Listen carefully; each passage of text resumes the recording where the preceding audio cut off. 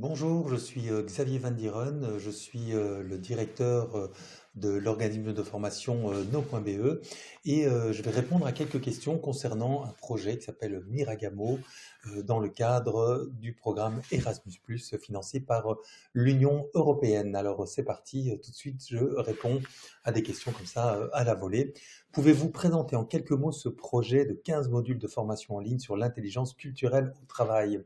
Alors, il s'agit en fait de 15 modules de formation en ligne, donc ce qu'on appelle plus communément du e-learning, qui ont été produits en 5 langues avec 3 partenaires, des partenaires en Belgique, en Bulgarie et en Espagne, sur un laps de temps de 2 ans. Donc un très très beau projet très ambitieux sur le thème de l'intelligence culturelle. Alors l'intelligence culturelle, je vais vous en parler tout de suite. Donc on voit ici les modules. Donc c'est des modules dans lesquels il y a des comédiens avec des vidéos interactives. Donc on suit une vidéo, on n'aura pas le temps d'aller jusqu'au bout ici, mais dans la vidéo il y a des embranchements où on est amené à faire des choix. Et ensuite on va dérouler toute une série d'activités, de formation avec des contenus, des apports notionnels, avec des quiz, avec des invitations à passer à l'action. Et donc cette thématique de l'intelligence culturelle, ben, c'est quoi? C'est en fait les différences qu'il peut y avoir entre différentes personnes qui viennent de différents horizons culturels, géographiques.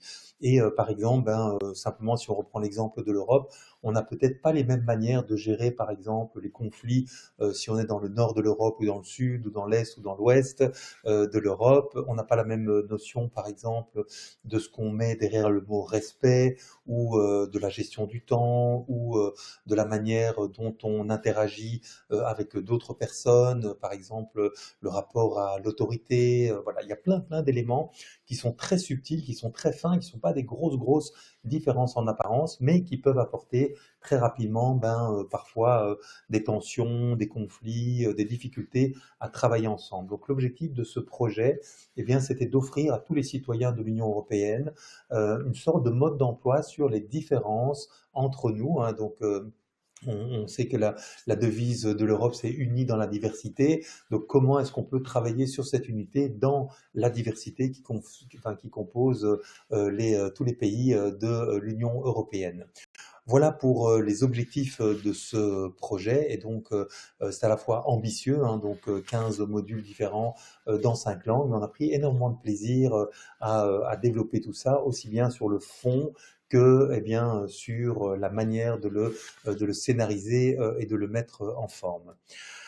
Comment avez-vous réussi à coordonner près de 40 participants répartis sur 3 pays? Alors effectivement, quand on a fait en bout de ligne la liste des participants à ce projet, on est arrivé au chiffre assez impressionnant de 40. Alors, pourquoi il y a 40 personnes? Je vais donner quelques exemples comme ça, mais il y a tout le staff qui va organiser le projet. Par exemple, les petites capsules vidéo que vous avez vues, ben, il a fallu les écrire. Donc là, par exemple, les scénaristes, eh bien, c'est une société de théâtre d'entreprise à Barcelone, en Espagne, qui les a écrits. Le tournage a eu lieu à Sofia, en Bulgarie, avec des équipes techniques bulgares. Les experts étaient belges, avec quelques personnes venant de France également. Voilà. Et donc, ben, quand on additionne tout ça, il faut effectivement on arrive à ce nombre impressionnant de 40.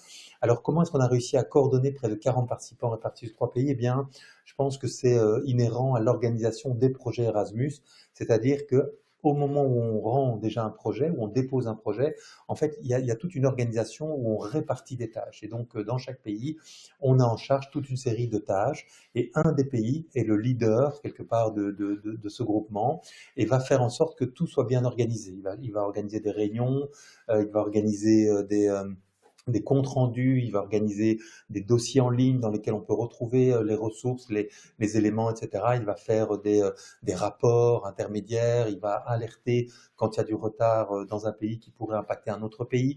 Il fait en sorte que l'information circule bien. Donc il y a vraiment dès l'amont du projet une organisation qui est très précise et c'est important d'avoir des partenaires de qualité qui vont effectivement bien faire le job chacun dans leur pays. Voilà quelques images ici, hein, on peut voir des équipes. dans différents pays. Là, on est dans les tournages en Bulgarie, voilà. Et donc, on voit aussi la petite photo ici avec la nourriture. C'est un aspect intéressant aussi, hein, c'est que non seulement on va travailler ensemble, on va le faire beaucoup à distance, mais on va aussi se voir dans chacun des pays au moins une fois. Et ben, on va partager plein de choses, dont la cuisine. Voilà, on va découvrir les tapas à Barcelone, la cuisine bulgare. Les Bulgares vont découvrir la gastronomie belge à Namur. Voilà. Donc il y a aussi tout cet aspect-là qui est très intime, personnel, pas uniquement business, et qui fait vraiment partie de ce projet de l'expérience Erasmus. Quelle a été la rencontre décisive qui a mené à ce trio Belgique, Espagne, Bulgarie? Alors, ça va peut-être répondre aussi à une question de comment on trouve les partenaires. Donc ici, on n'a pas cherché dans une base de données ou quoi, tiens, on chercherait des partenaires pour le projet. Ce sont des partenaires qu'on a rencontrés au fil de projet. Par exemple, en Espagne, eh bien, il y a une entreprise de théâtre d'entreprise qui s'appelle Actos Seguido, qu'on avait déjà rencontré sur des projets il y a une quinzaine d'années.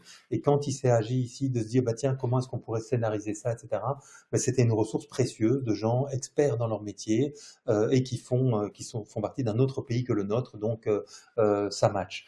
Lors d'une rencontre avec ce partenaire espagnol, on a travaillé ensemble sur un projet qui avait lieu à Paris. Et lors de ce projet, ben, il y avait donc des équipes espagnoles qui étaient là sur un tournage, et il y avait une stagiaire, et il se fait que cette stagiaire était bulgare, qu'après son stage, ben, elle a travaillé dans une entreprise, dans une organisation, et qu'au moment où ben, on a commencé à penser à ce projet, on s'est souvenu d'elle, et dès le moment, enfin dès l'époque en fait, quand elle faisait son stage, elle était déjà dans le cadre d'un projet européen, et c'est elle qui nous avait sensibilisés et qui nous avait fait découvrir en fait le concept des projets Erasmus+. Donc assez naturellement, on est revenu vers elle, c'est elle qui avait porté un premier projet. Le projet dont on parle ici est une suite, est un deuxième projet avec en partie et même principalement les mêmes équipes, des gens où on apprend à se connaître, on va plus loin dans le projet, on peut quelque part être mieux organisé, on peut être plus ambitieux aussi parce qu'on a appris à travailler ensemble. Donc voilà, c'est un peu, j'allais dire le hasard, mais pas vraiment. C'est plutôt des rencontres comme ça qui font qu'à un moment, on trouve des partenaires qui ont des différences avec nous, qui sont complémentaires et en même temps avec qui on peut s'entendre et on pourra travailler ensemble. C'est important aussi, c'est tout bête, mais au moins d'avoir une langue commune. Est-ce que le projet, on va parler tous ensemble en anglais? Est-ce qu'on va parler en français? Voilà, ici on avait la chance que et les Espagnols et les Bulgares parlaient français, mais on peut travailler sur d'autres projets où tout le projet, la langue commune va être l'anglais, par exemple. Pourquoi l'Europe rend ce projet plus fort qu'un simple projet belge? Mais comme je l'ai dit ici déjà, le fait de trouver des personnes qui sont spécialistes dans un domaine et qu'on ne va pas toujours trouver autour de soi. Et alors un autre élément qui paraît évident, surtout quand on parle d'intelligence culturelle, le précédent projet c'était sur la diversité et l'inclusion, mais c'est d'avoir des personnes d'horizons différents qui vont faire en sorte que ce projet, vu qu'il s'adresse à tous les citoyens européens, va vraiment parler à un maximum de personnes. La Belgique, on est plutôt dans le nord de l'Europe, l'Espagne est plutôt dans le sud, ces deux pays sont plutôt à l'ouest, la Bulgarie c'est plutôt à l'est, et donc ben, rien qu'avec cette différence géographique de ces trois pays, on peut s'attendre, quand on écrit un scénario, quand on va faire, par exemple, des blagues, de l'humour dans les vidéos, c'est pas du tout la même chose en Espagne, en Bulgarie, en Belgique, mais vraiment pas. Euh, et donc, c'était intéressant de pouvoir se dire que chaque pays déjà peut quelque part valider que le contenu qu'on est occupé à produire va parler à un maximum de citoyens de l'Union européenne, et également que chacun peut apporter sa touche et sa patte qui est un peu différente, avec des contextes différents, des histoires différentes, etc. Donc c'était vraiment très intéressant. Si on était resté uniquement belgo-belge, et je pense que c'est encore pire dans d'autres pays, parce que déjà en Belgique, on a trois langues, on a une culture assez mélangée, mais par exemple, si on avait un projet qui n'aurait été que espagnol, peut-être ça aurait manqué de diversité. Donc vraiment, c'est un élément clé dans les projets Erasmus, c'est être obligé quelque part d'être en contact avec cette diversité, et du coup, le bénéfice, c'est qu'on va parler au plus grand nombre.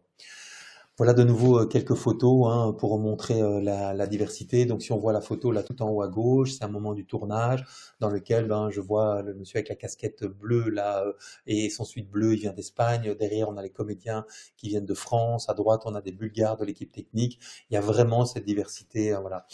Tout en haut ici là donc c'est dans une université à Sofia où il y avait une conférence qui est animée par une des experts du projet sur l'intelligence culturelle. Donc il y a vraiment plein d'éléments qui vont faire qu'on va brasser beaucoup de diversité, de richesse et de partage au sein de ces projets. Présentiel, visio, outils en ligne, quelle formule a fait la différence? Donc un peu de tout, hein, c'est comme une bonne recette, il faut les ingrédients qui soient un peu partagés. Beaucoup évidemment se fait en ligne, hein, on est à distance quand même, c'est un projet de 2 ans, donc il faut s'organiser pour avoir des outils communs. On avait des réunions mensuelles qui se faisaient en visioconférence. Et puis on prépare évidemment fort les moments où on va travailler ensemble en présentiel, comme le tournage, mais aussi des réunions de préparation, des réunions de suivi, etc., où on va, dans chacun des pays, travailler ensemble. Donc en fait, c'est un équilibre des deux, et c'est vrai il faut être à l'aise dans les différents éléments. Il y a aussi des moments où on n'est pas obligé de se rencontrer tout le temps. On peut travailler sur des éléments, des documents partagés, où chacun va travailler de chez lui, mais on partage quand même la structure d'un même document. On travaille sur le même document, mais pas spécialement en même temps. Les visios, on est en même temps. Et le présentiel, on va vraiment là en profiter pour des choses qui sont difficiles à faire à distance. Avez-vous vous-même été amené à pratiquer l'intelligence culturelle pendant ce projet? Un peu tout le temps, hein. Donc on parlait des différences, de la richesse, mais c'est aussi des défis, hein. Par exemple, la manière de gérer un projet n'est pas toujours la même, la notion de gestion du temps, etc., n'est pas tout le temps la même, la manière de s'exprimer, d'exprimer ses besoins, etc., n'est pas la même non plus. Il y a des cultures qui sont plus directes, d'autres on est un peu plus dans la rondeur et dans le compromis. On doit vraiment travailler, alors que nous-mêmes on était sur diversité, inclusion, l'intelligence culturelle. Ça a été des défis pour nous parce que 40 personnes de cultures différentes, ça génère par défaut dans tous les projets des moments un peu de flottement, peut-être des fois un peu de crispation, etc. Et il va falloir trouver les outils entre nous pour fluidifier tout ça et faire en sorte que finalement on est tous orientés vers le résultat du projet, sa diffusion. Et donc on est obligé de quelque part tous s'adapter à l'interculturel. Voilà encore quelques photos. Là aussi, on est sur le tournage. Donc le tournage qui s'est passé en fait sur plusieurs jours, où chaque équipe, donc il y avait des équipes qui étaient là pendant toute la durée du tournage, presque 8-9 jours il me semble, l'ensemble de mémoire, et certaines personnes comme des équipes de tournage bulgares venaient tourner que 2 jours, les Espagnols 2 jours, voilà. Donc les comédiens pouvaient tourner, mais les équipes de production, etc., étaient là tout le temps. Donc c'est aussi un beau brassage, des gens qui se rencontrent, qui tournent, beaucoup d'activités. Si vous deviez retenir un seul challenge du projet, lequel? Peut-être, il y en a plusieurs qui me viennent, mais bizarrement la gestion du temps. On peut penser que 2 ans, c'est long, on a le temps, mais en fait il faut vraiment donner du rythme. Il y a quelque chose, on est à distance, il faut constamment se rappeler les uns les autres, les tâches sur lesquelles on est, etc., parce qu'il y a des semaines et des mois qui peuvent filer très très vite. Par exemple ici on a eu des petits soucis d'agenda, on a dû un peu reporter la date initiale du tournage, c'est une grosse implication. Du coup, c'est tout un processus de production, de e-learning qui a dû un peu rattraper le temps derrière, etc. Donc, ça peut paraître paradoxal, mais le temps passe très très vite.